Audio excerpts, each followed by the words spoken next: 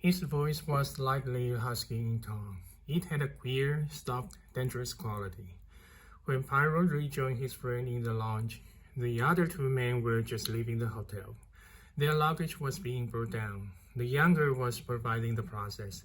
Presently, he opened the glass door and said, "Quite ready now, Mr. Ratchet." The elder man grunted an assent and passed out. "Eh bien," said Pyro.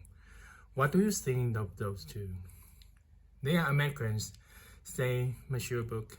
"Assuredly they are Americans. I mean, what did you think of their personalities?" The younger man seems quite agreeable, and the other? "To tell you the truth, my friend, I did not care for him. He produced on me an unpleasant impression. And you?" Hercule Poirot was a moment before replying. "When he passed me in the restaurant," he said at last, "I had a curious impression. It was as though a wild animal, an animal savage, but savage, you understand, had passed me by. And yet he looked altogether of the most respectable. Persistent.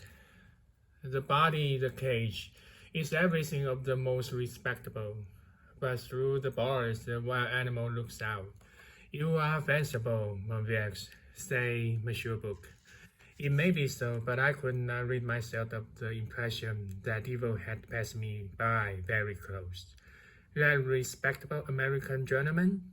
That respectable American gentleman. Well, said Monsieur Book cheerfully, it may be so. There is much evil in the world. At that moment the door opened and the concierge came toward them. He looked concerned and apologetic. It is extraordinary.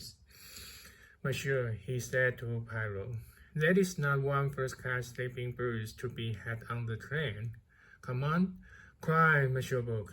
At this time of year, oh, without doubt there is some party of journalists or politicians. I don't know, sir, said the concierge, turning to him respectfully, but that's how it is. Well, Monsieur Book turned to Poirot. Have no fear, my friend. We will arrange something. There is always one compartment, the number 16, which is not engaged. The conductor see to that. He smiled, then glanced up at the clock. Come, he said, it is time we started. At the station, Monsieur Book was greeted with respectful embarrassment by the brown uniformed wagonly conductor. Good evening, monsieur. Your compartment is the number 1. He called to the porter and they wheeled their load halfway along the carriage on which the tin plate proclaimed its destination, Istanbul, Trieste, Calais. You are full up tonight, I hear.